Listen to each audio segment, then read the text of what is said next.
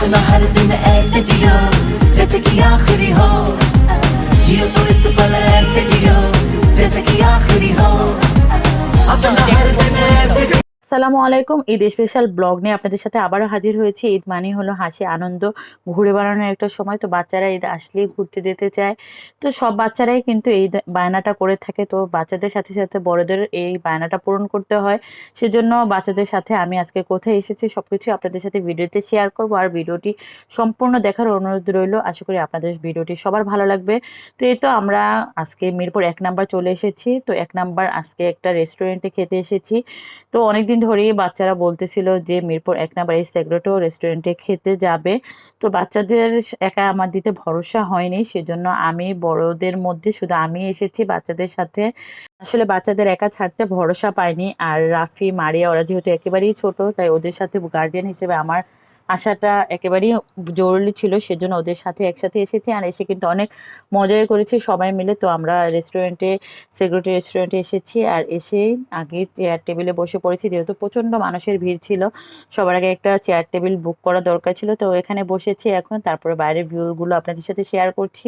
আর ছবি তো তুলবি। পুরো পরিবেশটাই অনেক সুন্দর ছিল। তো আমরা সবাই এখন বসেছি। আপাতত একটু বলতেছি যে একটু রেস্ট নেই, যেহেতু বাইরে প্রচণ্ড গরম। তাই এসির মধ্যে একটু ঠান্ডা হচ্ছি। আর মারিয়া তো এসেই ছবি তোলা নিয়ে ব্যস্ত।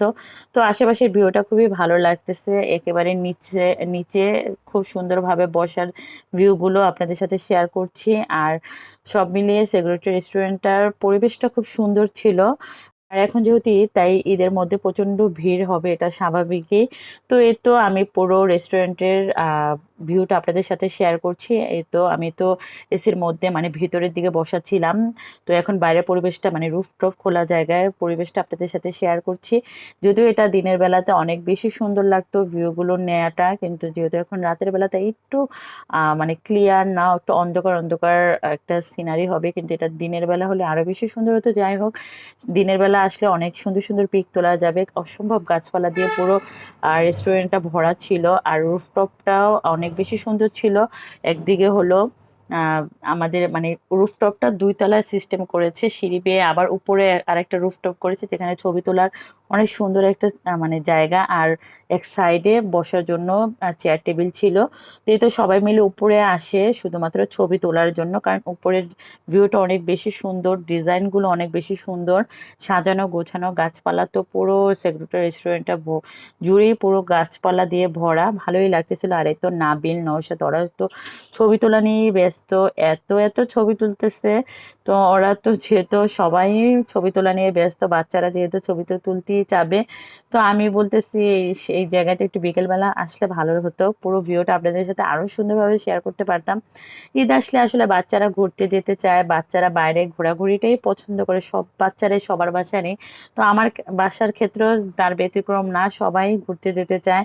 তো আসলে আমরা বড়রা অত তো বাসায় থাকতেই বেশি পছন্দ করি, কিন্তু বাচ্চারা তো আমাদের মতো না, তাই ওদেরকে নিয়ে বেরোতে হয়। কারণ ওদেরও ভালো লাগে, তার সাথে সাথে আসলে নিজেদেরও বাইরে ঘুরতে বেরোলে অনেক বেশি ভালো লাগে। তো এই তো এইখানে বসে আমি ছবি তোলার জন্য বলতে মানে একটু ছবি তুলতে চাইছিলাম, কিন্তু পুরো ছবিগুলো মানে কালো আসতেছিল, একেবারেই অন্ধকার। তো যাই হোক, একটু ভিডিওতে শেয়ার করলাম, বললাম তাহলে একটু ভিডিও কর। তো এই তো ভিডিও টিডিও করা শেষ, এখন খাবার দিচ্ছে। এই যে আমরা যে খাবার অর্ডার দিয়েছিলাম, তো এখানে রাইস অর্ডার দিয়েছিলাম, ফ্রাইড রাইস। আর এখানে 3 পিস চিকেনের একটা কম্বো ছিল, আর সালাদ ছিল। তো খাবারটার মানটা আমার কাছে অত বেশি ভালো লাগেনি। রেস্টুরেন্টটা ঘুরে যতটা ভালো লেগেছে, খাবারের কোয়ালিটিটা আমার কাছে ভালো লাগেনি। এখানে মাত্র 3 পিস চিকেন আর রাইস দিয়ে এখানে 550 টাকা করে প্লেট নিয়েছে। তো আমার কাছে খাবারের দামটা অনেক বেশি ছিল, ওর সাথে একটু মাশরুমও দিয়েছিল। কিন্তু অন্য অন্য জায়গায় কিন্তু এখানে আরও অনেক কিছুই অ্যাড করতো, কোল্ড ড্রিঙ্কসটাও দিত, কিন্তু এখানে শুধুমাত্র এই সেট মেনুটাই দিয়েছে, শুধুমাত্র 3 পিস চিকেন আর রাইস টুক। আর সালাদের এটাও অত বেশি মজা ছিল না। তো যাই হোক, মানে সেগ্রেটো রেস্টুরেন্টটা অনেক নাম করে শুনেই আমরা এসেছিলাম, কিন্তু খাবারের মানটা আমার কাছে অত বেশি ভালো লাগেনি, কারণ খাবারের কোয়ালিটি অনুযায়ী দামটা অনেক বেশি মনে হয়েছে আমার কাছে। তো যাই হোক, এসেছি যেহেতু খেতে তো হবেই। আর এই খাবারটাই মোটামুটি একটু মনে হয়েছে যে না মানসম্মত। এছাড়া যে চাউমিন বা ওই ধরনের খাবারগুলো, ওগুলো বাচ্চারা কেউ খাবেও না, দেখা যাবে নষ্ট করে দিবে। তো সেজন্য এই খাবারটা অর্ডার দিয়েছি যাতে বাচ্চারা একটু পেট ভরে খেতে পারে।